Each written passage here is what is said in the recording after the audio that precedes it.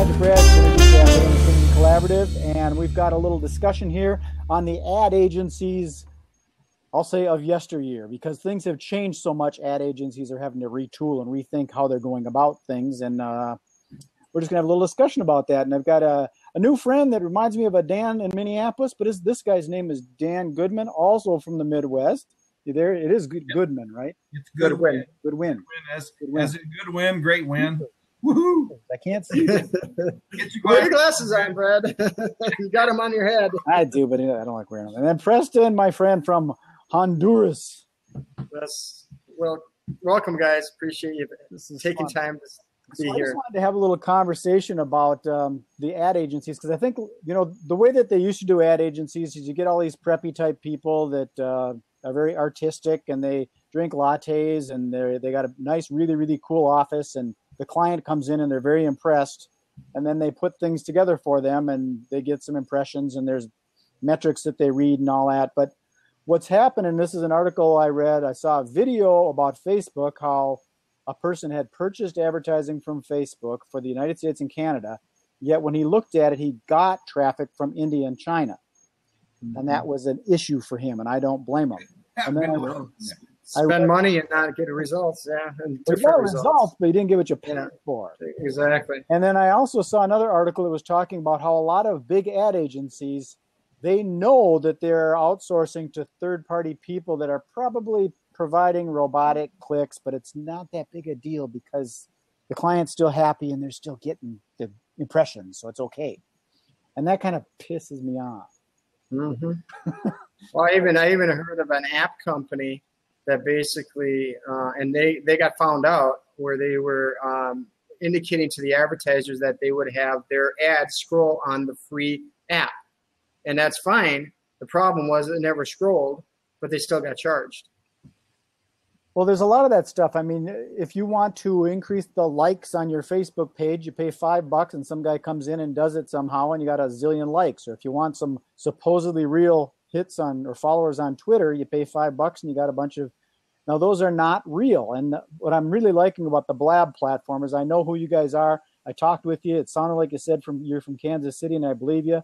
I know Preston because I met him in person in Minneapolis. The Blab platform is real and interactive, and we're humans, and we know what's going on. But when you just do an app and it gives you a bunch of tweets and things, I'm not real fond of all these little feels and all this stuff, because you could create a robotic program that just started throwing those out. So what some of the stuff that Preston and I are working together on, what we're using live video for making things happen. And the way that we track our results is someone swipes a credit card when they come into the dive shop and rent fins. That's how we track results. You vote with your pocketbook, right? Yeah, exactly. We got to prove to somebody, like we're right now looking for brands to work with, and we're trying to prove to them that we actually get the visitors that we say we get. On average, we got they're called HD webcams, so they're in beautiful locations all around the world.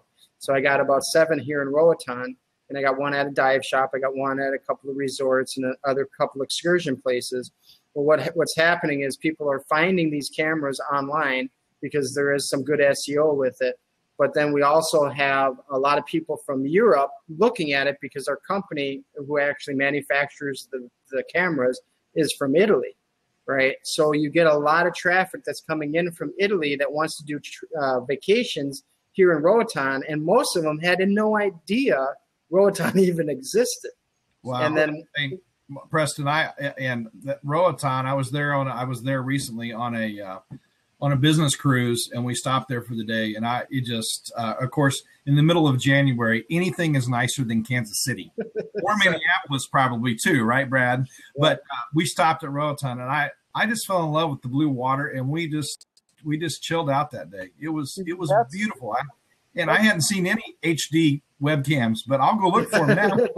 Well, see, that's what's cool about this is the people in other places are looking at these cameras. They're looking at the view and they're saying, I like that place. And then what they do is they interact on this website. So they're actually humans thinking about coming there. They're talking to people that have been there or are there or pondering being there. And then they show up. And Preston's got some statistics where it actually that person came and showed up. Mm-hmm. So Isn't that what amazing? we're trying to do now is be able to make that, to amplify that, because he's getting literally millions of views on these cameras all over the place, and they rapidly go because people do want to visually interact with people. And what we're doing now is implementing the conversion pixels and things. So when a person looks at the view and says, God, that's beautiful, when I go there in January, I'm going to print off this coupon for this restaurant that gives me complimentary hors d'oeuvres. I'm going to go there. And you're going to be able to track that. And it's totally different than buying a bunch of likes. So Preston, my next cruise comes up the first week in November to the Eastern Caribbean. So do you have anything over there I can look for? Not yet, but we can put some up. I mean, right now my goal is to put more cameras up in Roatan and, of course, the U.S. So what I'm looking for right now is big sponsors who want to sponsor individual cameras. But if they say to me, Preston, I need 1 million views, I'm like, okay, no problem. I just got to put up more cameras. Right? Because each camera right now in a 30-day period is getting anywhere between 1,000 to 2,000 visits a day. Okay, so we know if it's a high traffic area, like if I put it in the Keys area and there's a lot of traffic as far as boat traffic, people traffic, traffic, people just gravitate to that. They love watching that and they keep on looking at this stuff. And usually people are spending four minutes at least on average just staying there. Some people are creative and they actually, like in Venice, we have a lot of cameras in Venice right now. People will just click onto it and actually go to it every single part of their day when they get a break or when they want to take a break, because they make it as a screensaver because it's such a high quality. You can actually watch live video stream on a huge screen, at least on a laptop. I don't know if anybody tried it on a big, projection screen, but it is just incredible how it's going. So I need to. So when I leave on my cruise that on October 31st. So every port I get off, I just need to be taking some pictures of camera placement possibilities, and I'll send them. Exactly. And if we get the right brand, what we're planning to do is actually give these cameras away at no cost to the hosting, because it's going to be beneficial for them to have it. The only thing is we're going to be putting their logo, the branding company, inside of the actual view of the camera, so it's clickable. So when people go to the site, they can click right on there and get. Oh, very nice. So, all that stuff can be contained inside of all this strategy and how the infrastructure works. And if you think about it, the place has something attractive, an eye-appealing view that people want to see. Now, that's appealing to the eyeballs for them to see it. So who wants those eyeballs? A major sponsor wants those eyeballs. So if the major sponsor wants the beautiful eyeballs, then, or the beautiful eyeballs that are seeing the beautiful view of the place can have the camera to provide the eyeballs with something to see. So it's kind of a reverse marketing kind of concept. And I think a lot of people don't realize it. And like Preston was saying, that the idea is to prove that we are getting views, we are getting real eyeballs, and prove that we are actually getting traffic going into the venue, so that's when they start paying for it. Right. So this view brought to you by ... Got exactly. It. Yeah, very similar. Sponsored by. We got a couple of them out in Italy right now in the Cathedral in Milan, and we have Expedia actually IT doing it as a test. So we're going to see more and more of these companies coming to us saying, geez, you're getting traffic. I mean, our site alone right now gets about 9 million visits per month. Preston, pop the URL down in the chat box, because I'll click it and I'll go back and look at it a little later. That's awesome. The idea here is that I think the little guy has a better grasp on what's been going on with this social media and human beings than the big agency does, because I think they're kind of stuck in, we got to get you a Super Bowl commercial. Got it. And that's all right. I see it. What's going to happen, I think, is there's going to be a lot of people with their devices and stuff at the Super Bowl, and they might ban stuff like this on there because they're going to be getting all that exposure. Yeah. Well, I was talking to somebody on Sunday or Saturday. We had a party for my niece, and he works for a PR company. And I told him about this concept. He goes, wow, so we don't have to pay for it? He goes, I said, no, why? Until we prove it. He goes, well, when we do pay for it, what will it cost? And I said, well, it'll be dependent upon what exactly their goals are, how many visitors they want. And he actually, the PR company, works for Coca-Cola, Chevrolet, some of these major players. So he told me I'm supposed to work with the guy next week that's going to come in, and we're going to go through it. So I got to create a presentation. I got to show him the value of it. But, you have one of those companies say, yes, I want to do this. And they say, I want 10 million visitors. Then I'm going to really be busy because I have to put up all those cameras in the U.S., So but it won't be a problem. Let's talk a little bit about the ad agencies that maybe some of them are a little bit unclear of how this is all happening. And so do you want to just ask some questions? I'll try and answer them, or that's my question is, what do you think of the big ad agency? Are they kind of going to go belly up, or are they going to have to adjust to the way this is working? Similar to like the little square on your iPhone has turned consumers into merchants. The internet and live streaming like this has turned your everyday person that has a device into a reporter, which is something we can comment on too. We've got another project we're working on. Yeah, and I've been on a couple of tech blabs. Steve Dotto Tech is he's a thought leader I go to when it comes to the tech pieces and the systems and tools.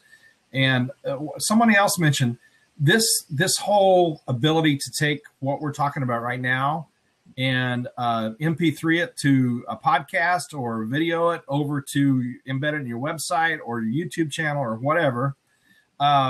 Is really, this is going to be a game changer for those companies that built their business model solely around podcasting. So I'm thinking SoundCloud maybe, because now, and maybe I shouldn't have used a name brand. Sorry, Steve. Sorry, Brad. It's okay. So, but this has brought the power to do that to somebody like me who has nothing to do with advertising, except that I want my business coaching clients to have the information so they can make a good business decision. Yeah. Okay. And it's given the power to everybody can be a reporter, a blogger, a podcaster, and then let the market shake out who the superstars are going to rise. Right. Exactly. And I'm going to tune this off in a little bit, but I wanted Preston maybe to share a little bit about what we've got going on this Saturday. We've got what we're calling a roving reporter that's going to be doing some covering an event in Minnesota called the Minnesota State Fair. Yep. So you want to share a little bit what's going to happen with that, Preston, and then we're going to... Yeah, real quick. I met somebody on Blab, and she was from Minneapolis, and I noticed her personality was really interesting, and she was very comfortable on video. And so I had this whole idea of doing a travel show with roving reporters with help with Robert Stern. He gave me that idea. And what she's going to do this Saturday, she's planning to go to the State Fair. But when she's at the State Fair, she's going to DM me, and she says, I'm ready. And then we're going to broadcast her live from the State Fair. Then we got another friend of ours from Minneapolis, St. Paul, that actually her family is going to be going to Valley Fair, which is a amusement park in Minnesota. And she's going to be there on Saturday at about 1 o'clock. And I'm going to DM her, and I'm going to bring her in. So now we'll see a perspective from the State Fair. We'll see a perspective from Valley Fair. And then we also have another guy that we know from Minneapolis, again, because of Blab, who's actually going to be at the State Fair as well. So we'll be bringing him in. So what we're going to have is like a traveling reporter kind of show, if you will, just to kind of show that travel and tourism is alive and well in Minnesota. So, absolutely. And I tell you what, I've been up in Minneapolis during the State Fair, and they know how to put a State Fair on. I'm telling you. Yeah.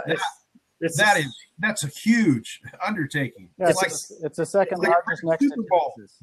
Yeah, they say it's the second largest. Theirs is longer. Yeah.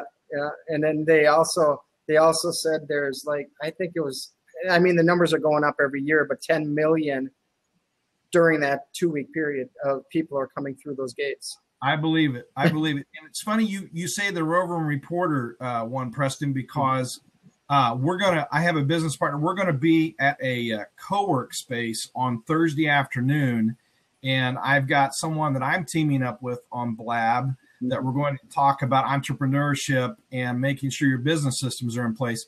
And I'm going to join her from that new Plex Pod. It's called Plex Pod here on the Kansas side.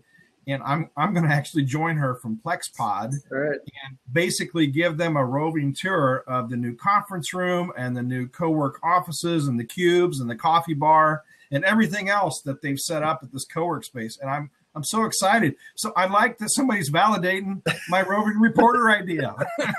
So to summarize this, I'm going to turn this down, but to summarize it, that's kind of what's interesting is the ad agencies of yesteryear are becoming people like us that decide we're going to collaborate. We're going to pull this together. We've got cell phones and mobile devices.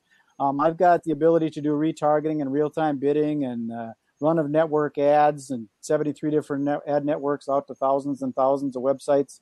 And you tie that in with live stream video cameras pointing to beautiful areas. And then you've got multiple people doing reporting. I'm sure we could connect with you when you're on your next investors cruise somewhere doing a live event and find a person to do some product placement with Mountain Dew or something. A lot of different ways of doing it. You bet. Or Corona, or maybe. Corona, or whoever's got the money, you can play Kool-Aid for all I care. No, no drugs though. No drugs. Thanks for letting a non-ad person join your little conversation. This is I just love talking about business ideas and how to blow it up. Stick around on here. I'm just going to close this off. I appreciate everybody watching, and we're going to repurpose this out to the internet as we record it. This is MagicBrad with SynergyCafe and the Synergy Collaborative. Thank you, Preston, and thank you, Dan.